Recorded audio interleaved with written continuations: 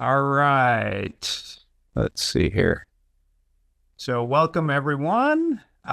This was kind of started by me today. And so, this is exclusively on 12-inch singles, which I do not see a whole lot of in the vinyl community. And I have brought along three 12-inch single lovers with me, and we are going to talk about 12-inch singles for the next hour or more. So thank you for joining us.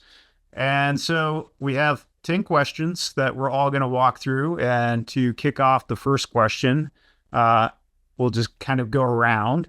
But I want to know, why do you collect 12-inch singles, and just what is the appeal? So Jen, we'll start with you. Hello, and thank you so much for organizing it and getting us all together. Super excited. And that is a easy yet hard question, but I would say the appeal for me at the time usually was you could get, back when I first started, so as a teenager, I guess I should say, you could get variations of songs you never got before. I was getting 12-inch singles from other countries, which I thought was really quite, exotic and fantastic. And I loved the size, the format, the artwork, and it just seemed to be a cool way to expand my collection. So it was almost like a no-brainer when you could see them. It was extra exciting. 45s were so common, but 12 inches were extra special. So, All right, Tim. Again, thanks for organizing this one, and welcome everybody. For me, my love of 12 inches started when hip hop started to get introduced into the mainstream in the late 70s, when Rapper's Delight came out from the Sugar Hill Gang and started to branch out beyond the New York City sounds. The only way you could get it was on a 12-inch single. I think there was 45s eventually pressed or whatever, but it was predominantly on a 12-inch single. So as more songs like that started to come out from New York in that sound, they were 12-inch singles. So just it started my interest, my collecting of the format. And it turns out that they actually, because of the size and the groove, it sounded better than a 45 or an LP cut could ever do. All right, Tobias. Yeah, thank you for having me here on this group chat. This is something that I'm really, really passionate about. For me, it all started out with 7-inch singles, a lot of them, because that was basically the only thing I could afford back in the 80s. But the 12-inch, the lure of a 12-inch was always there because, like Jen mentioned as well, you could get different versions of them, longer versions of your favorite tracks and different remixes. And you usually got some bonus tracks as well, things that weren't on the B-side, for example, on the 7-inch single. And as soon as I could afford picking up a 12-inch single from one of my favorite artists, I took that chance. And I never looked back. I probably have more 12 inches than albums in my record collection at the moment. Wow. So you guys actually hit on three different areas, exactly identical to mine as to why I collect 12 inches. So Tim, you hit on overall sound quality. So I'm just going to show Prince's Purple Rain, popular song. The singles sound so much more dynamic than what you get on the LP. Jen, you mentioned that, hey, different variations, different lengths, and absolutely, that's one of the reasons why I also collect. And then Tobias, I mean, just listening to you guys talk about the 12-inch singles, it also exposes me to artists that I haven't delved into, and sometimes getting a single is cheaper than buying a full-fledged album. So that's one of the reasons. And another reason is even in the CD market, I don't know how this is coming out, but there are now 12-inch single compilations. So here's another one. So Shep Pettibone, who was a famous remix artist, so there are a bunch of now CD compilations of just 12-inch singles, which I love. So I'm fascinated by you guys, and I love seeing the 12-inch singles that you're sharing. So the next question is, show me a well-known single. Everyone should know the song. So, Jen, what do you got? Okay, in that case, Prince's "Let's Go Crazy." And Wait, I did. are y'all like communicating between emails? We didn't know. Yeah, it should be interesting to see how many crossovers we're going to get on this. Yeah. And Very much so. I do have another one, but I was taking this question one of two ways. One that, like how you just phrased it, or one that I think everybody should know. And if that's the case, then it's "I Feel Love" from Bronski Beat and Mark Almond from Soft Cell, because this is an amazing 12-inch. But everybody should know "Let's Go Crazy." Oh, And this absolutely. My husband's favorite version. It isn't. We have a huge debate. We don't fight about much in this house. I'm telling you. But the foot stomp with the on the piano, he loves that. I'm not so sure that's my thing, and that might be one of our biggest arguments. But yeah, that was my pick. I have that in my collection, but I can't reach it from here. But is that the extended version of it, or was it just a long version? Special dance mix, 7 minutes and 35 seconds. It's a special dance mix, yeah. And it has Erotic City on the other side. Yeah, even better. Yes, I think so. For Such sure. a great 12-inch. And I think, and it's just that kind of label, Yep. the flowers and that. Yeah. I think everything that came off the Purple Rain album had the same label. Yeah. Well, it was funny because you get so used to seeing the Paisleys on his stuff that then when it doesn't, then I kind of feel like it must be not legit. Right. All right, Tim, Okay. what do you got? So I pulled two, one because of the sound, and two, you just mentioned him.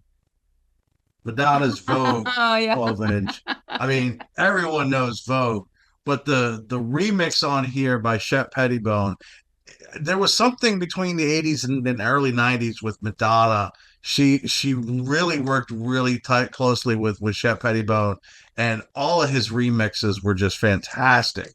The other one I pulled just because of the sound quality was Herbie Hancock's Rocket. Yeah. I absolutely love the video. There's a mega mix of the DJ who does the scratches on this, Grand Mixer DST. He did a mega mix of the kind of that future sound that Herbie Hancock was into, and it's only on 12-inch single, which I highly recommend. But the sound on this, the single edit, the LP edit, it's worth having it because it's just absolutely fantastic. Oh, all right. Tobias. Well, I choose this one. See if I can get it in nice. focus here. It is, of course, ABC and The Look of Love. And I think everyone should know about this one. It's, I think, the breakthrough record really for Trevor Horn as a producer. And what he did with the Lexicon of Love, the album, is absolutely amazing, of course. But this 12-inch has 4 parts of The Look of Love. So you will get the whole suite, so to speak, of The Look of Love. And it's absolutely fantastic 12-inch. And the string arrangements by Ann Dudley, not to be forgotten at all. This is quite a journey, really, through all the different iterations of The Look of Love. Not to be confused with some of the special mixes that turned up at some point where they went crazy on the samplers and sampled Martin Fry's voice to oblivion. No, this is a clean mix of The Look of Love. So this is what I think everyone should have in their collection, or at least listen to at some point. All right. So I'm going to go with the #1 selling 12-inch single of all time. Yes. And yeah, I almost pulled that Blue too. Monday. And you got the original cover as well with the Yes, after the floppy disk. So yeah, I think everyone knows this iconic song. So enough said. Yes. All right. I love that one. That's And I such a good found- song. I found my copy of that 12-inch in a really tiny town in Indiana in like a dollar bin type scenario. Like they could have cared less about any. And that was great. It was such a great day. All right. Next question. A single where you prefer the remix over the album version or the radio edit? Jen, what do you have? I went with Kate Bush's Big Sky. I think this particular version, I love a lot of rhythm, and I feel that this really brings a ton of, sorry if my camera's bad, a ton of good rhythm and beat and bass, which I adore. And I don't know if it is more up tempo, but it definitely feels more up tempo to me. And I love it. I love this version so much. It's the meteorological mix is what it's called. And the second side is Not This Time and The Morning Fog are the two songs off of it, but that's my favorite. I think when I saw your question, it just popped into my head immediately because I think I tell people all the time, like, oh my gosh, you should listen to Big Sky. And it's just kind of a dark, nothing too crazy, but there we go. Good old Kate. Tim. So this, out of all the questions and prompts that we had, this was the one that I thought of instantly when I saw this. And it's because the first thing I bought was the album when I heard their first single, and was a little disappointed at how the album was put together because I thought the singles were better. And that was Soul to Soul. Yes. Yes. Soul to Soul, the Jazzy B really focused on the club, the dance, the feel. And with this one, I thought Keep On Moving was great and really introduced the world. But Back to Life was something special. And that groove, you could play it for an hour. You didn't want it to end. It just kept going, and it was so good. I'd hear it on the radio, and it's like 3 minutes later, it's like, no, it's not enough. So I actually bought the 12-inch on a European import when I was DJing, when the moment I saw it, and I had to have it, and I played it to death. This is probably my fifth copy because I can't not play this on a regular basis. I picked this copy up probably 3 months ago, and I still haven't filed it. I can't. It's just too good. But yeah, that one by far blows every other version. Great. Completely away. Really great one. All right, Tobias. Okay, so we might have. I was afraid we're going to have a crossover here, but we haven't got one still. But we do have a crossover with an artist. Prince, The Future, and on the B-side, Electric Chair. And I love the Batman soundtrack that he did. I love every single track on it, ever since it was released. Yes. But this version of especially The Future blows the original out of the water. It's Mark Moore from S-Express and William Orbit who remixed this one. And it is funkier, more dance-friendly, if you can say that. It's just overall a better 12-inch. It's such a great one. And Electric Chair on the B-side. Wow. Great stuff. Good. All right. It's one I need to find. Yeah. So I've seen you guys feature this one. So this one needs no introduction, and that is Soft Cell. Tainted Love with Where Did Our Love Go? And so the radio edit just covers Tainted Love. I need where did our love go? I need the Supremes. I need the full length. And the only way to get that was to get the 12-inch single. And That's some a Andy good Warhol one. art.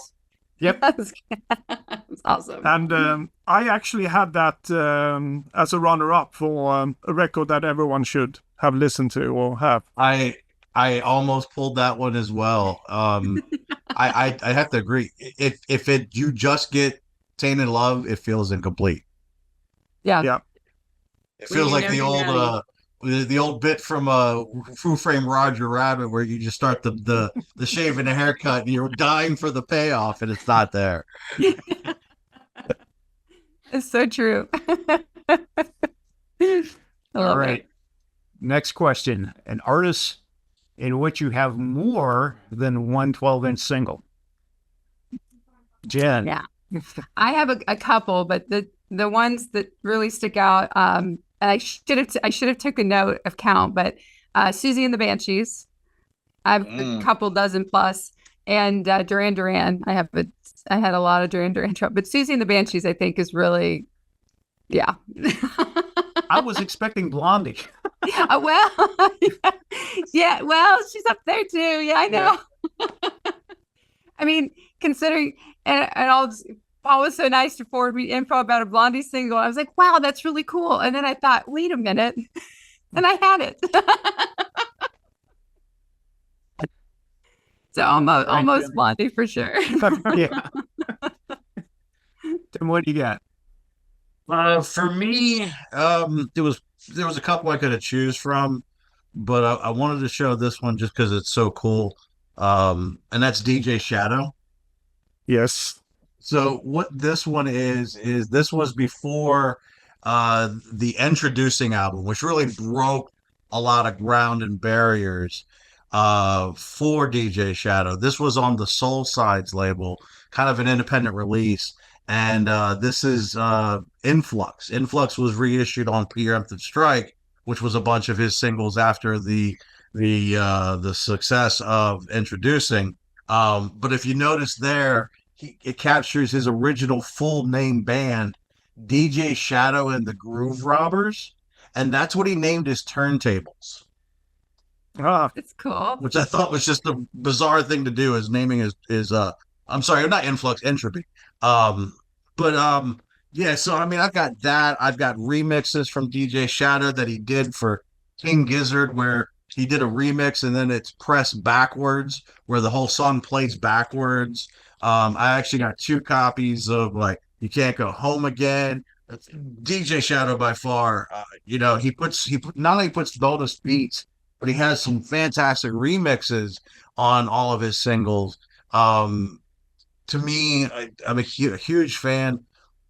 Easy to pick up anything that I see from him, even if it's just a remix. All right, Tobias. Okay, so I had plenty to choose from as well when it comes to the artists that I have most 12 inches of. I think it's probably Frankie Goes to Hollywood, which is weird because they only released 7 singles, and I think I have well over 60 12 inches with them. Wow. Wow. But that's not because they released 2 or 3 12-inch singles for each of the singles, but that's not why I have so many.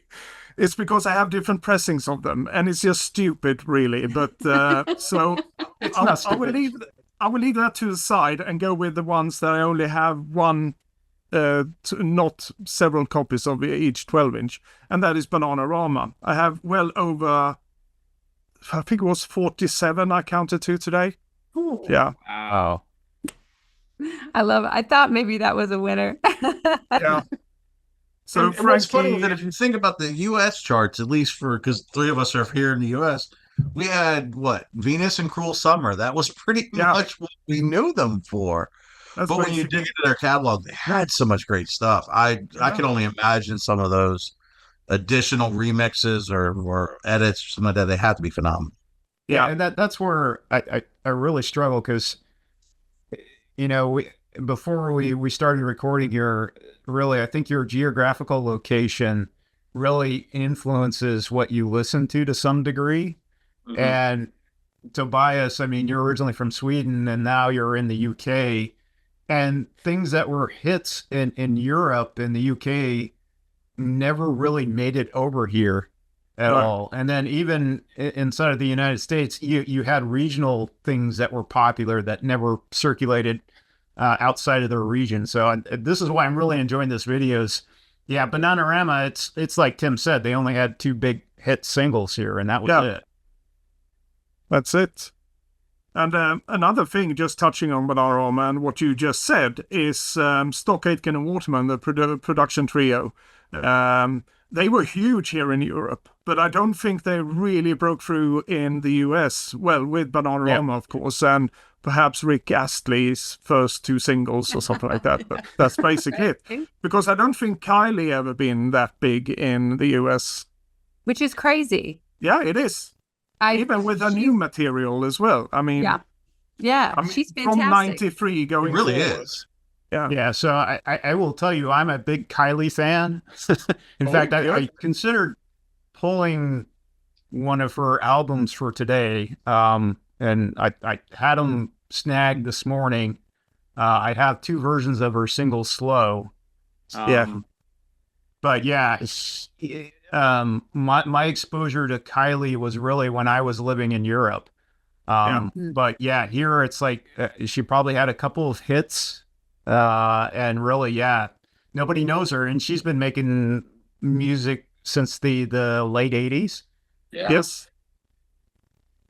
Yeah. And I think again, being in a college town in the Midwest, I worked at a record store as a teenager in my early college career.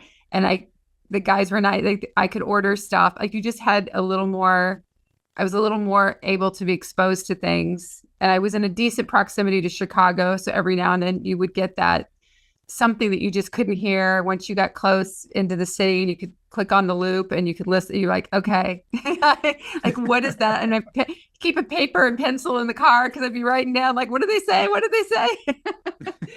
That was it was it. That's how I discovered. I think it was Atlantic Star and Herbie Hancock's Rocket. I was driving across country on a family trip down to Florida and hit the Atlanta radio stations, and you're just like, what is this magic that I'm hearing? You know? So. All right. So I'm a little more obscure. I had a couple bands, and I'm just going to grab a few because with this band, I cannot show all the covers. They're a little risque and I don't want to get blocked, but, there is a DJ group called Velvet Season and the Hearts of Gold. So this is borderline risque. They also had a moniker called General Zod and Cougar Man. That's awesome. Yeah. But yeah, just to give you another flavor, on the more permissible side. But yeah, it's electronic. They do mashups, so this one I highly recommend if you can find it, because it mashes up Queen's Another One Bites the Dust with Chick's Good Times. The time signature matches, and so it blends really well. And so, I mean, there's just two songs on each single, but they do some fantastic mashups, and then they do a lot of their own original work. But again, the covers are extremely risque, and I mean, these are the ones that I could probably get by with. I wonder if that is a trend, because I'm hooked on mashup records as well. I have plenty of them here in my collection, and all of them have risque covers. I couldn't show them here, really. I couldn't even show the labels on them, but they are absolutely fantastic. So I wonder if that's something you're obliged to put something risque on the cover on the mashup record. You have to grab someone's attention. But don't you think, and I remember, and you guys would know because you were DJing, but I always felt like in the early 90s, when you go to clubs, you buy any club music or anything, it was all these extreme, like, visual images of women or mannequins or something, like it was hypersexualized, like very, like, I don't know. It was that whole Club Kid era, like it all, I felt like it kind of started there. Like, just whatever they could push, which now you think back, you're like, whatever, but still. Another area where I could have gone down was Lords of Acid. Oh, yes. Oh, yeah. So Lords of Acid, I have a few of their 12-inch singles, and yeah, they have some pretty risque covers. But even still, probably not as bad as some, I mean, I don't know. I think there's a lot more heavy metal and different things that were even more scandalous. Well, you can only go to Cerrone's records, for example. Yeah. Every single Cerrone 12-inch album, you can't really show them on YouTube because you have to cover something. And not the French versions, for sure. Like the European versions are just absolutely. I've never seen those. I'll have to see. Look them up. They are bizarre. I have a few. Yeah, very odd. They're almost like a 70s take on like a Manet painting, you know, Yeah. like where it's all the men are clothed and the women are not. And it's just like very odd. Yeah. Wow. Very odd. And I forgot that you had different covers in the US, but you did, Yeah. yeah. They censored them. So Yeah, we're a little more conservative, at least at the time Cerrone was coming out, and even Cerrone, I, I don't know about you, Jen or Tim, but I never heard about Cerrone until I really got into DJing and I got into VC. And not a whole lot of people show Cerrone. I don't see a lot of people showing dance records at all. No, I feel like Tobias and I talk about it, and we're almost like an island unto ourselves sometimes. Yeah. Yeah.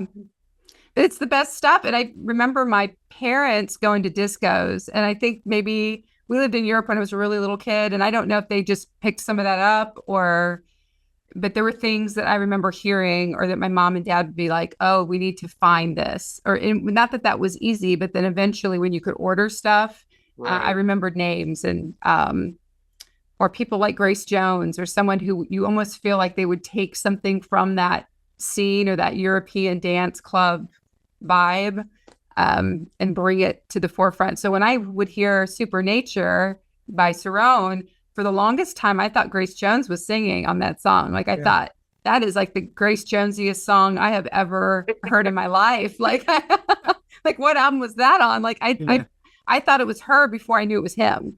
That was, you know. All right. So the next question is, it's beat. It can be the cover of the record, but I love it anyway. And so, Jen, I know you have some. Yeah, you see it, haven't you? It is so true. But this one, I think I have shown this one before. It's a fairly new acquisition, but it is pretty beat, and it's written on, and I love it. And it is Laibach and Sympathy for the Devil. This one, it's hard to tell. There's a radio station written there. The wear and tear around the side. I think there's pin marks on the back. Somebody was giving it 3 stars, 2 stars, whatever. Yeah, all the way down. And it's just more writing. There's some stickers on there that I'm wondering if because it was the radio station, like their labels. I had to put a new sleeve on the record because it was like shredded. I don't even think it was a thing anymore. But the record actually looks super good. Oh, wow. I mean, it's even hard to appreciate it on here, but it is very pretty, except for the writing on the label. But if you looked at the outside, you'd be like, I wouldn't pay 50 cents for that. Well, that's another one. I'm just amazed they found Laibach. Because and like nobody here in the United States really knows them, and I didn't know about them until 5 or 6 years ago. Oh, really? Now, see, I knew about them because they were part of that. If you were up around in Chicago, Wax Trax, anything industrial, it was sort of like kind of brought in, and I was exposed to it up there, and I just, oh my God, I love them. Any of that genre of music. So finding it. Like if I find one of these out somewhere, it can look even worse than this. And I don't think the camera does us justice as to how bad it really looks. It makes it look a lot prettier. I think my filter has really glammed them up a little, but I will buy it hands down. Even if it's not playable, I'm going to buy it. Like I don't care. So good. So nice. Yeah. Tim, what do you got? So I've got 2. One I'm going to show super fast just because I think the label is cool, but I mean, sounds like it's chicken frying in a grease pan. It sounds so bad. But this is, and I mentioned at the beginning, Rapper's Delight, but I had never seen one on the Sugar Hill records with a red label. Nice. Usually all the Sugar Hill was like that teal blue with the candy color and everything. I had never seen one on just a red label before. And when I found it, I was like, I don't care if it plays or not. I got to have it. But because I had never seen this in the wild, and I'm probably sure I could order this. But it's one of those, it's so bad, it's good. And it plays with pops and stuff. We all know the song Black Betty by Ram Jam. They did a disco version of it in the 80s with some sort of like bad techno synth drums and keyboard stabs behind it, but I didn't care. I was like, oh my God, I have to have this. So it came in one of the, like a plain white, whatever. I was like, I don't care. I have to have it. I have to hear how bad it is. But it's one of those, like, whoever came up with this idea, it must have been because there was a resurgence in the song from either rock radio or hip hop DJ sampling or whatever. And someone said, oh, we got to remix this to put it on 12-inch. And it's just as bad as you would think, but because of it's so bad, it makes it great. But yeah, I don't think I could ever part with this. I would love to find one with the right cover or cleaned up, but to me, the pops and the sounds and the clicks add to the character. So I'm curious, Tim, does that have the regular version of Black Betty on it? Okay, so funny thing. It does. If you look on the B side, I'll try to hold it up right there. It says the regular version, the album version, not the single, is track 1. It's not. It's track 2. That's actually a misprint. I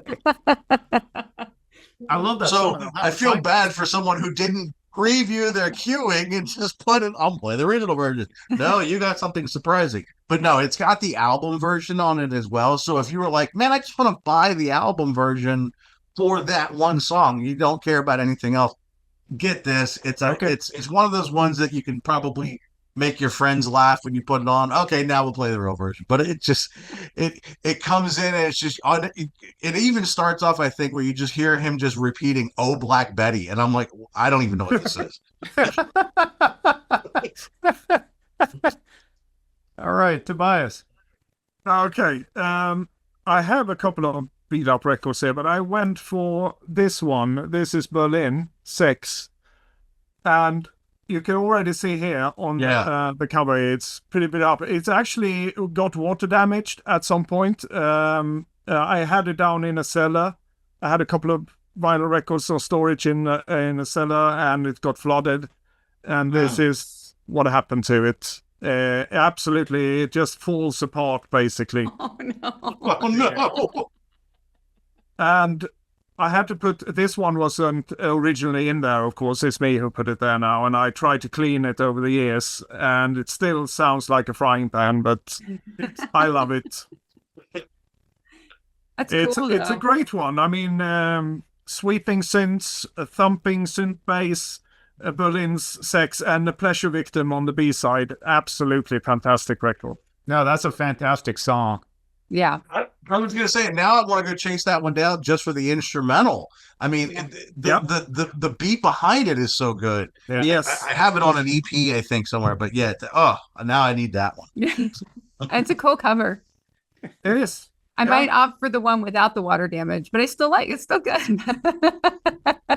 Yeah, opt in for a pristine one. It will sound better. Maybe. So what do you have?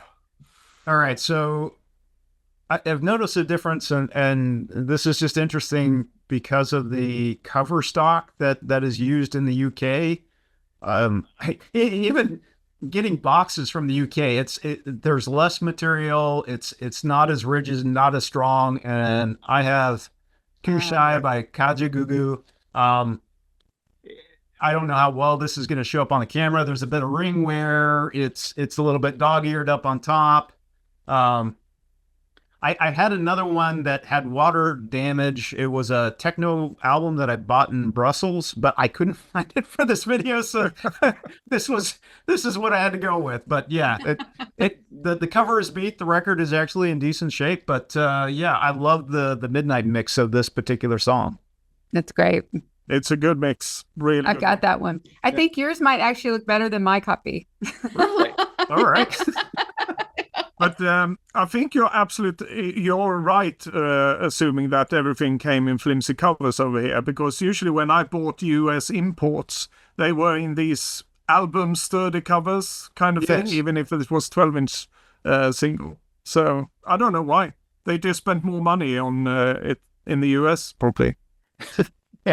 Yeah, we're a little bit wasteful, but in some reasons it ended up in a good way. I mean, I like having a sturdier cover, but yeah, there's a lot of unique things coming out of Europe, but the cover material just isn't that great, and No. it shows its life for sure. Yeah, Yeah. just an envelope, and then you just slid in the record, and you could hear. Yep. And you're like, oh, Absolutely. All right. Next question is, show us a guilty pleasure or something that you think people would consider a guilty pleasure. Well, it's a guilty Yeah. pleasure for me. And it's funny. I'm sure there are other things I could have picked, but I don't know that everybody would go like, "There's one I want to listen to," and I just love it. And that is Valley Girl from Moon Unit Zappa and Frank Zappa. I love this one so much. You can say I've got my initials because I took it to elementary school or wherever. Like, Nice. I was like, "Oh my God, you've got to hear this." I think I've mentioned other videos from kindergarten up to 6th grade. My elementary school was fairly cool, and that they would let us bring records, and that I brought a lot. Everybody was like, "DJ Jen, what? See, I was a DJ. I didn't even know it." there you go. But I do remember I was like, "Have you all heard this?" And they're like, "No." And I'm like, "What's wrong with you?" Like, Well, your story about David Bowie is just fantastic. oh yeah, I just, with crickets and people are just going, like, someone else was like, "Here's my Dolly and here's my Silly Putty." And I'm like, "Here's my Bowie record. I'm going to marry that boy." Yeah. But I loved this. And it has "You Are What You Is" on the back. It's got all the lyrics written on it. I remember getting it, going to the record store and being like, "Hello." And I thought that the fact that it's actually, who knows, maybe this is more beat up than my last one, but it had their kind of that Pumpkin Records. Nice. What is it? Barking Pumpkin Records. Yep. But I listened to this a ton. I still love it. Like, I can recite it backwards and forwards. I just thought it was the best. So, would that be unusual to be like, "Well, coming to a dinner party, have you heard this little number?" So that's kind of my guilty pleasure. All right. Tim.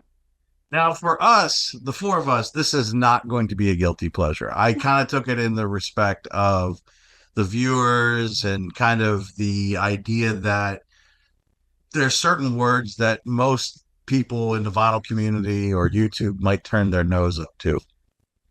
Disco.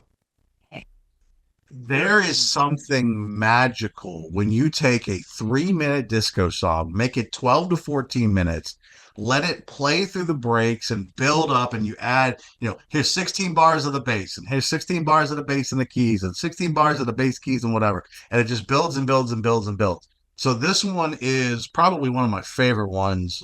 This is Ain't No Stopping Us Now. So this is how you would get them, right? Back in the day, it was just generic company sleeve, throw it in there. The DJs would always put the little stickers on there so you could see what that was. But full 10 minutes, and it's like I can clean a house, because I'm dancing or whatever. To me, anytime I see a disco sing, like 70s, early 80s, like here's another one, jam on it, in that company sleeve. Those disco songs really do hold up, and they have fantastic breaks and breakdowns and extended just instrumentals. It's totally worth the time.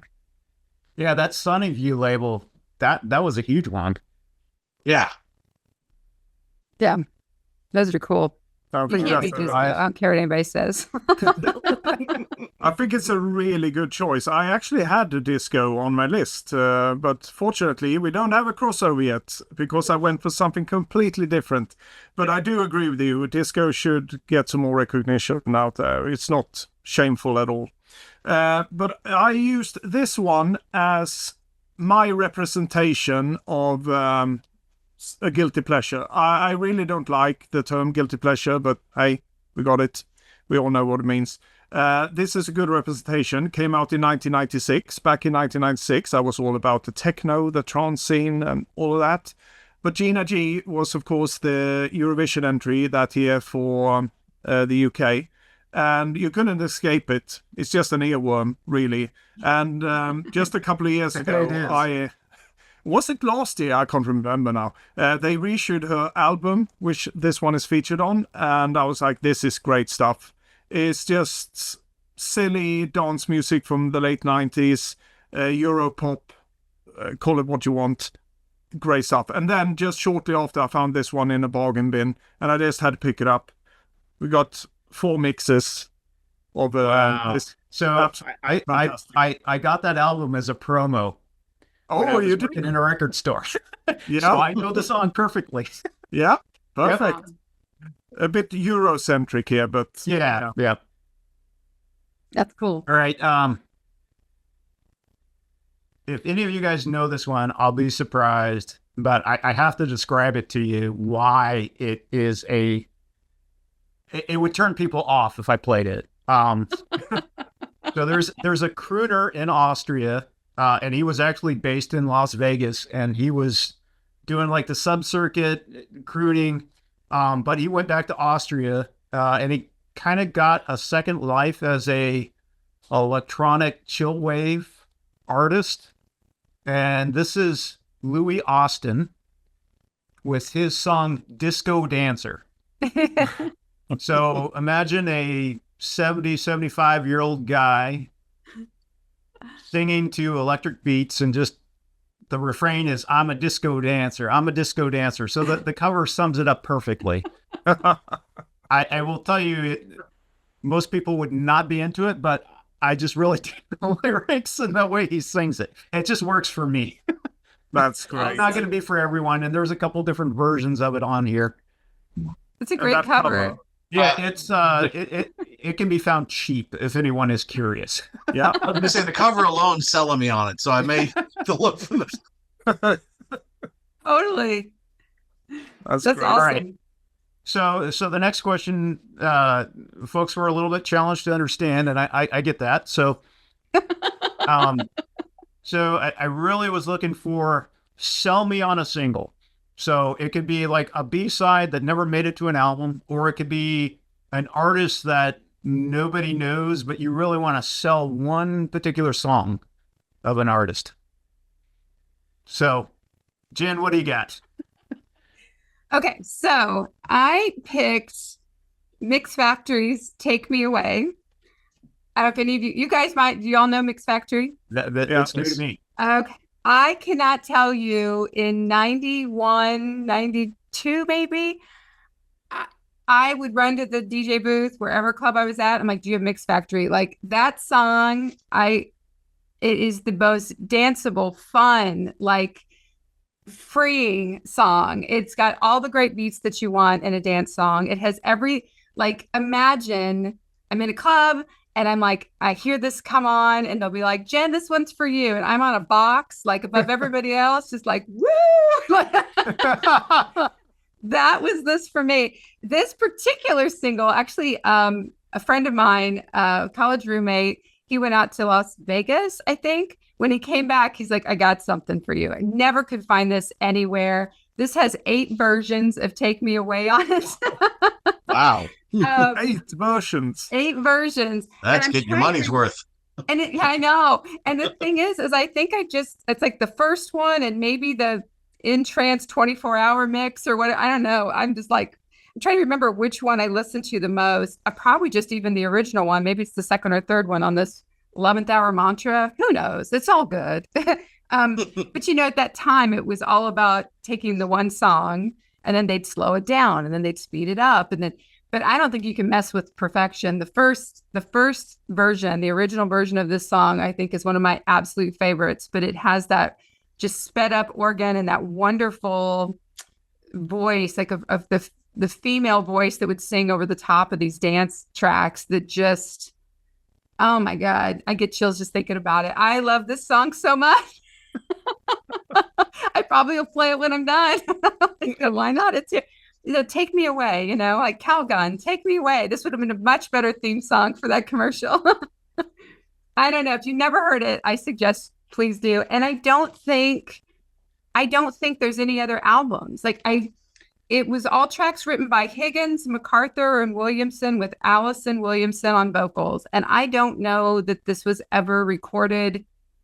I don't know that they ever had an album. Yeah. I've looked and I don't know. So, but I love this. This is it. Is it on Discogs? It is on Discogs, and but I don't remember seeing anything else linked to it, or if they had any other singles, but like a full kind of album, like a Moby would put out or something. Like I don't recall seeing. So maybe I'm not looking correct, but I don't think so. All right, I'm going to have to sample it. Yes. Okay. Yes, look it up. Tell me which of the 95 versions you like. But yeah, Mix Factory, Take Me Away. So good. All right. Nice. It's the Calgon reference. I know. Yeah, right. So yeah, if you know, you know, you know. Right after watching Price is Right, usually I had, you know. All right, Tim.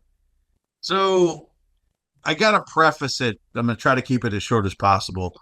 I'm originally from right outside of Washington, D.C. And in that D.C. metro area, we were lucky enough to have a movement of music all to ourselves. And it was called go-go music.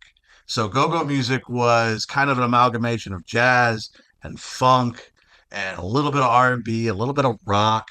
It all focused on the drum being right in the pocket, and everything was still on the funk on the one. You had a horn section, you had congos. For those of you who may not be familiar with go-go, the song "Pump Me Up" by Grandmaster Flash and the Furious Five, that samples go-go. In fact, it samples Trouble Funk's "Pump Me Up." EU's "The Butt." So there's a couple. Rolling with Kid and Play used go-go. Salt and Pepper used go-go. It was really a dance in and of itself. It was a dance movement. One of the biggest people ever out of the go-go scene was a guy named DJ Cool, and you might remember his song, "Let Me Clear My Throat," where they would use, it was like "Let Me Clear My Throat," and then it would play like that Ed Lover dance song from Yo MTV Raps. So he was actually a local DJ in DC, and he had a few singles. And one of them is this song called "How Low Can You Go?" So it's over a traditional go-go beat, which again, congos, drums, all on the one, but it was a cut and paste kind of like DJ routine with him rapping over top of it. And he had a couple of those. They had Music Ain't Loud Enough. He had one with a reggae beat called the Reggae Dance. So he was really popular in the DC metro area, but really you can jump anywhere into go-go music and Trouble Funk. There's Rare Essence. I got a few other ones here, all these labels, but everybody knows DJ Cool. Well, you probably know DJ Cool from that "Let Me Clear My Throat" song. And he actually has a wonderful backstory. He's got a ton of great singles.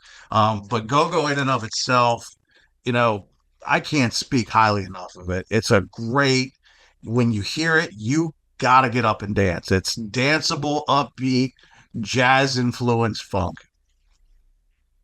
So Gold. perfect. All right, Tobias. Well, I'm going to go Eurocentric again here. This is Biba, or Bibba. I'm not really sure. I think her real name was Barbara York or something like that. Top model from 1987. She only released 2 singles. This is probably her last one, unfortunately. Great voice, and we're talking Italo disco here. I don't know if anyone could see. Here we go. There's the sticker. It says, "I love Italo disco." This is a reissue from a couple of years ago. I wasn't aware of Biba back in the day. Unfortunately, I listened to quite a lot of Italo disco in the 80s, but this one passed me by, and I was so glad that this one came my way.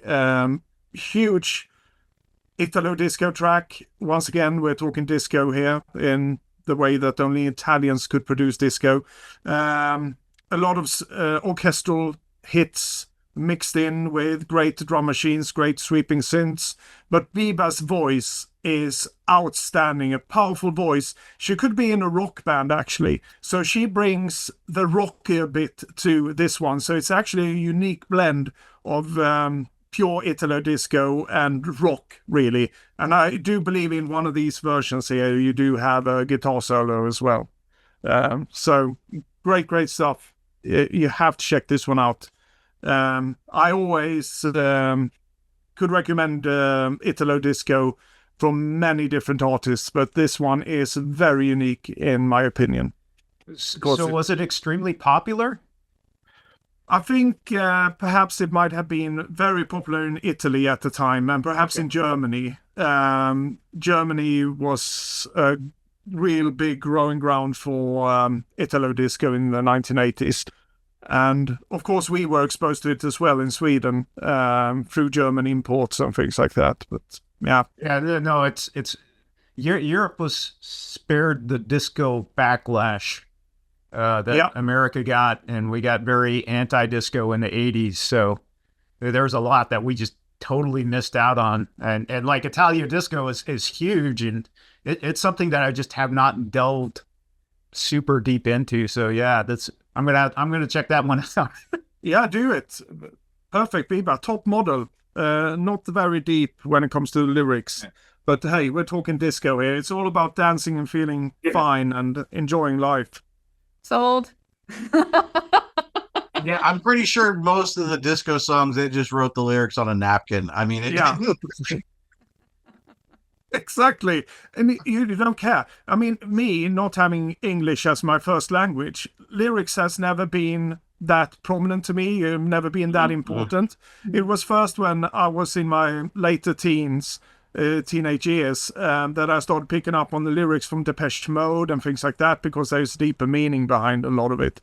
But up to that point, I was like, yeah, it's got a good hook. I'm good with that. And I'm still that way today when I listen to a lot of music. If the hook sells me, the melody sells me, I'm going to buy it. So, Tobias, I speak English, and I don't even pay attention half the time. To me, it's more about the music. Exactly. Yeah. Well, you really think if more people paid attention to lyrics, like Relax may not have been so popular. Well, yeah, it's like, when that song came out, it just like, it went over my head. And then it's like, you got older and it's like, oh, okay. Yeah. You know, yeah, it's like somebody's I always think back to that grandma time. going, Like Frankie, say relax. You're like, no. It's the opposite. Whatever gets your your blood running or boiling. A good beat. Yeah. Disco, thank you.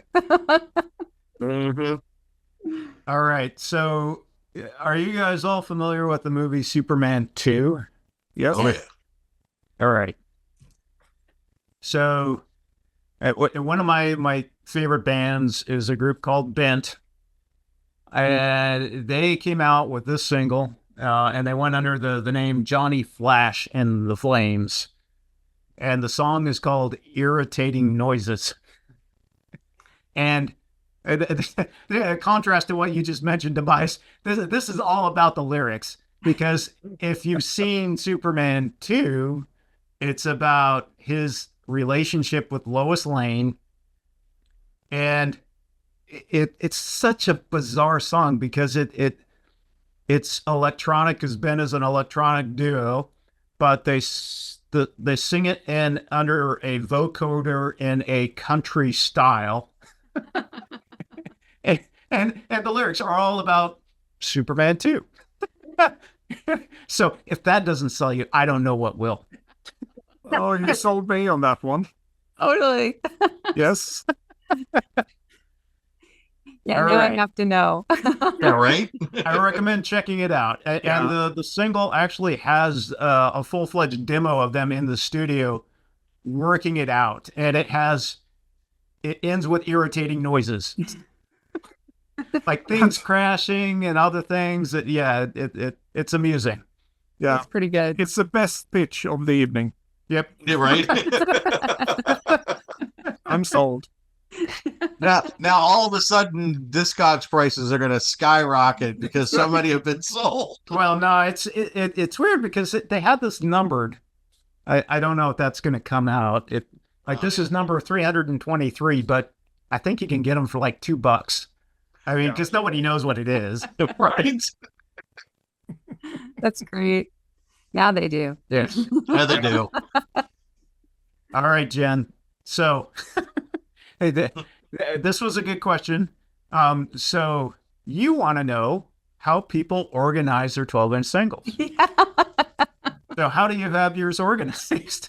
Well, I have mine organized alphabetically, which means not just by artist, but if I have just one, like Mix Factory, it's in with the M's, you know? But when I'm looking, I don't know, when I'm pulling these out, and I had to pull up Discogs to kind of remember, and I thought, man, if I'd have kept them separate, but then I want a lot, like my Susie and the Banshees, I'd want with Susie and the Banshees. And then I'm like, I don't. So are they totally, are your 12-inch singles separate from everything else, or are you intermixed? No, they're in with everything. So Okay. it will go alphabetically. And every now and then I'll be like, I'm going to group all the Susie, 12 inches together from earliest to the latest at the end of the album run. And then sometimes I'll be like, no, I'm going to put it in behind the album that it would correspond to. All right. So that's good. You're showing some personalization of how you organized. Well, I think the way my records are organized is already controversial enough as it is. However, I don't know. There has to be a better way. And I mean, because then when you go to find the one, like if I just had to look for 12 inches, so when I have my massive rave dance party, I need to be able to just quickly grab all these records. I can't do that today. All right, Tim, how about you? So my 12 inches are they're all separate. I keep them all in their own separate section, and it is by genre. So hip hop or go-go or rock or disco or whatever. But I even go a step further, and because I used to be a DJ, and this all looks all wonderful and pretty, I keep it in a paper sleeve where the paper sleeve, all I have to do is pull the record out and I'm ready to go, because I'm so used to like dog earing it on the crate so I can pull the record and go. I can't let go of that filing system when it comes to singles, because the singles for me were the format of choice when I was DJing. So yeah, and then like I said, it's alphabetical. I will say when I was DJing, it would have been even worse to talk about because it was in BPM. Yeah. I kept everything, 87, 89, 92, up to whatever it was, 120 or whatever it was. The only thing that breaks that, and I didn't bring it in here because it's massive, I got a pile about this big of the traditional Sugar Hill records in the matching company sleeve. All of those get filed together because I just love seeing that section of blue. Yeah. That's pretty good though. All right, Tobias, how about you?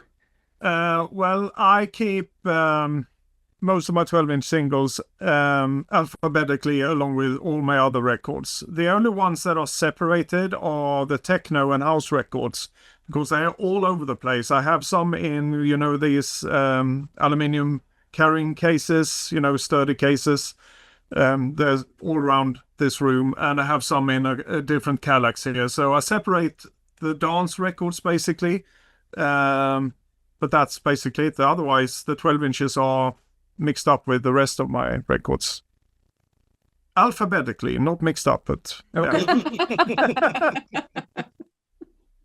Yeah, so I'll say for me, for the most part, I have them all separated out, but I have it kind of niched in subgenre. So I'd say the most 12-inch singles that I do have are from the 80s new wave era. And then I have a bunch from 90s, 2000s beyond, which is dance house, industrial. And so, when I DJ nowadays, it's a DJ party for one, which is myself. So when the family's out, I crank it up to 11. And really, I'm a mood based listener. So if I strike the mood and I want to hear the 80s new wave sound, then it's like I'm pulling out those singles and I'm just cranking it. Mm-hmm. That's good. Yeah. And they're quick to find. So that's good. Yeah. See?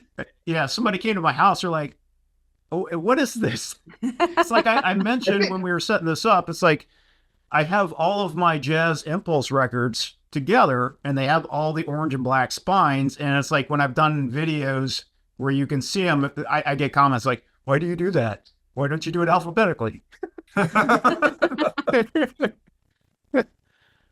All right.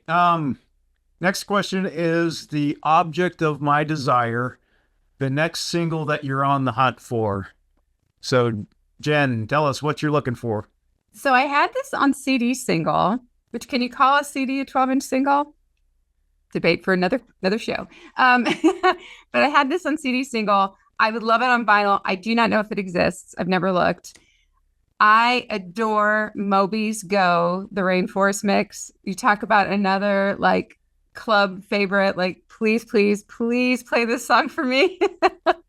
And I could listen to that like to this day. If anybody hears that song, sometimes they'll text me or call me and they're like, thinking of you, and they'll like extend it because I was just like, I would not shut up about Moby's Go. I'm like, have you heard Go? Have you heard Go? Have you heard this Go? I want to hear Go. I mean, like, literally, it was that bad. They're just like, go already. But yeah, I would love to find that. And I don't know if it exists. I guess I've never looked. I sort of resolved myself to the fact that maybe I'd never see one. I can't even find an original Moby album like easily. So why would I be able to find that? That's actually a good point because I don't, when I go out shopping, it's rare to find Moby records in the wild. Oh, yeah. Not even a reissue. Like I've had terrible luck. Yeah. But I have it on CD, so I keep playing it. But I really think about it. One that I'm missing, that would be it.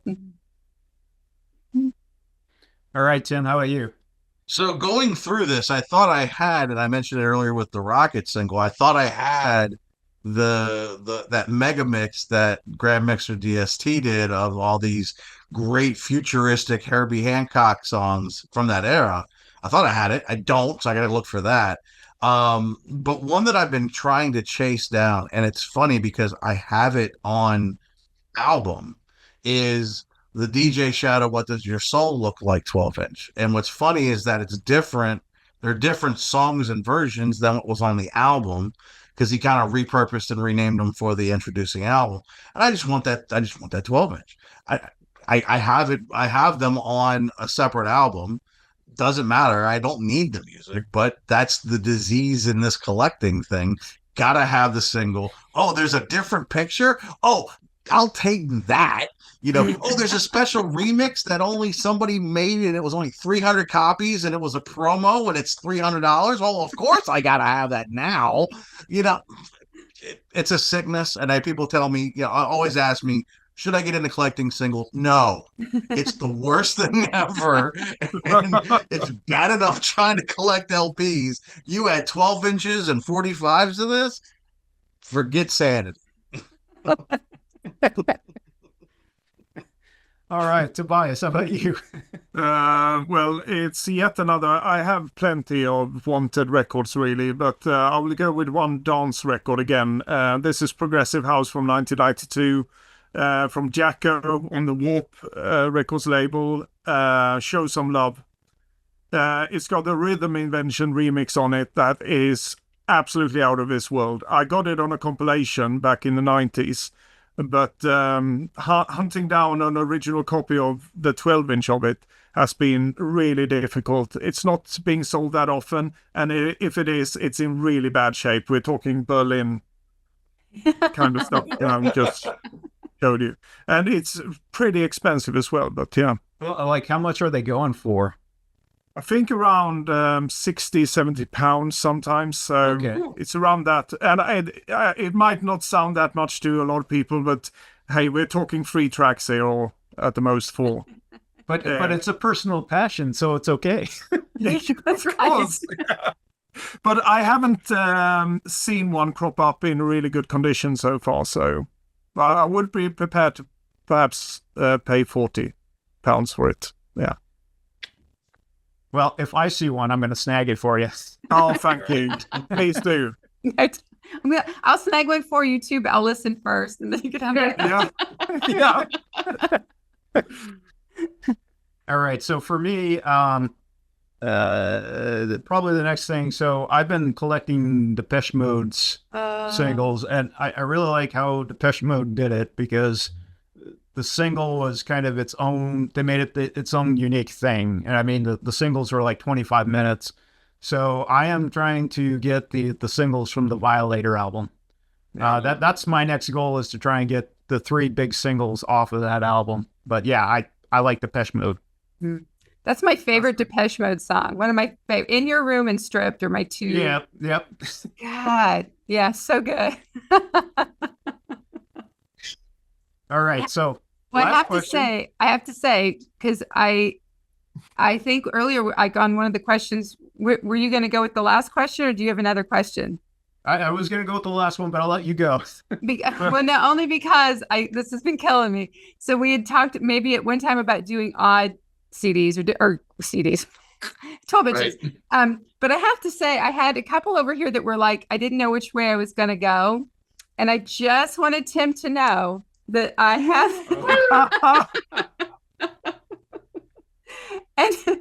and it was this only made for DJs? No, that was actually sold in stores. Oh, okay. Because that's why I was like, I don't know, like if it's available or not. I didn't know if it was only a DJ mix. It sounds, when you drop the needle, it's like something you would listen to at on an Atlanta radio. Like I said, when I drove through Atlanta and I hearing Rocket for the first time, so I mean, I've had this for a little bit, but you kept saying it and saying it. I just wanted to shout. Yeah, no, It is really good. I remember I went to the store looking for the Rocket single, and they had that, and I was like, oh, it's got Rocket on it. Yeah. And I took it home and I bought it, and I mean, and I must have drove everyone in the house crazy with it as a kid, because I played it so much. And what I like about it was a great introduction to that soundscape that Herbie Hancock was on at that time. And Yeah. and it really incorporated some of those elements that, with that breakdancing movement and the electro funk movement. It was one of those things that's just absolutely fantastic. Yeah. And honestly, you could probably get it on Discogs for a few bucks. It's not expensive. I can't remember. I got it this year. I mean, I haven't had it forever, but Right. I didn't pay a ton for it when I got it. I can't remember if I got it at a record show or a store. I have to go back and watch an episode and figure out where I got it. But it's super good, and it just has that vibe to it. Like you say, Yes. there's just, it's different. It's just laid out different. It presents different. It sounds different. And it's because, he's on there, Grand Mixer DST. Yeah. It just has that stamp of somebody, and it's very specialized. So it's kind of cool, Right. To hear that take. But you mentioned it, I was like, oh, I just kept looking down. I was like, I see it. It's right there. I see it. So I had to share. See, everybody, I'm not making it up. It really does exist. It does exist. Great minds see. We're all on this. If we're crossing over, that almost. There you go. Almost did. Almost did. Almost. All right. Last question. Your last 12-inch single pickup. And Jen, I know you have quite a few. I just bought 4 more yesterday, but I stopped. Nice. All right. I grabbed the very last one I bought that I'm showing is the one that I had just bought when we spoke, and you had laid out the list. So I just said, I'm keeping it there because I knew I went to a record show yesterday. But this one I was super excited about because it has it's called the Deep Reds Voodoo Funk Mix, and it's Jane's Addiction. So what? So this is the very last one that I picked up, and It's so good. Talk about funk. I love think funky.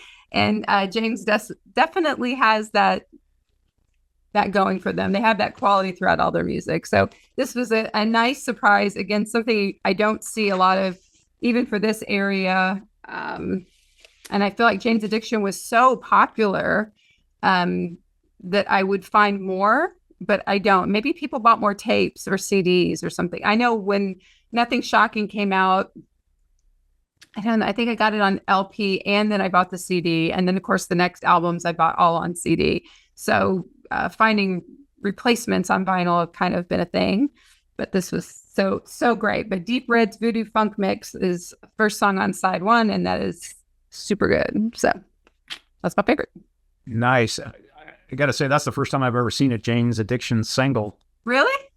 Yeah, I guess there's another area where you're going to I get have Been Caught Stealing, and Yeah, I had that one.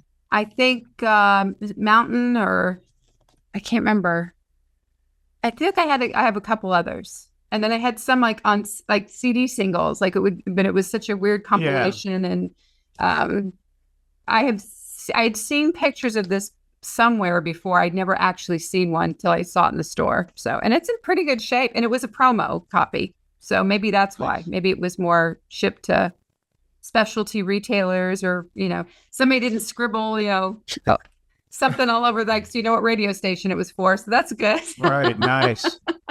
But I was going to say the same. I never encountered any Jane's Addiction singles at all. It's crazy. 12 inches especially. I mean, wow. Who remixed that? Deep Red. Well, good. Can you see it?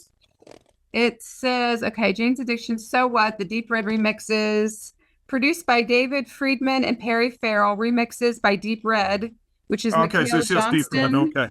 Barry Eves, Orpheus Dejeuner, and additional productions by Mephisto Odyssey. Never heard of them. Nothing. But that's interesting. Yeah. They give a few other names on here, but those were kind of like the out of the gate first ones. Yeah. Yeah. It's fun. I like it.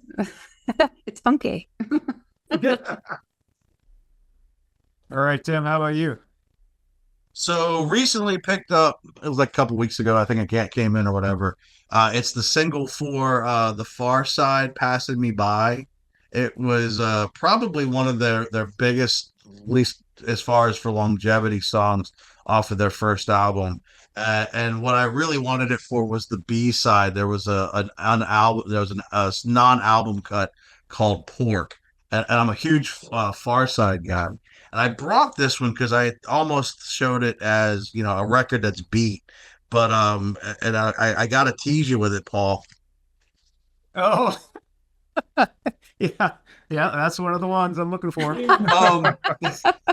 Since we're just taunting each other today, apparently,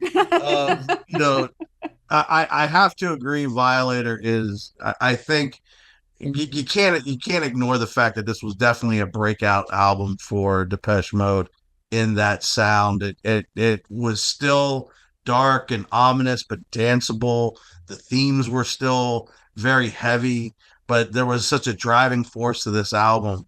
And all the singles off of this are just absolutely fantastic. And I found this one, I think I got this for like $3. The vinyl's decent, the cover's a little beat up, but I couldn't not show it after you just said you're on the hunt for it. I wouldn't send this to VCLT to anybody because it's so beat up. But it's one of those ones that era of Depeche Mode, you just so good. Yeah, but if it plays well, who cares? Exactly. And that, you know what? And that's something that we never really mentioned, is that you can take a punt on a VG single and it sounds better than some LPs still. The grooves are more durable, they're wider, they can handle a little bit more abuse. I've seen some that have the telltale signs of being in a DJ club with stickers all over them and stuff like that. Yeah. You clean them up and they still play good. Nice. Well, absolutely. All right, Tobias, how about you? I'm going to taunt you as well. Just grab something. You probably are, yeah. Nice.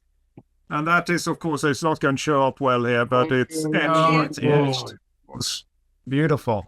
Yeah, got to get that one, the chord mix. No, that's not the one I picked up. I just have to.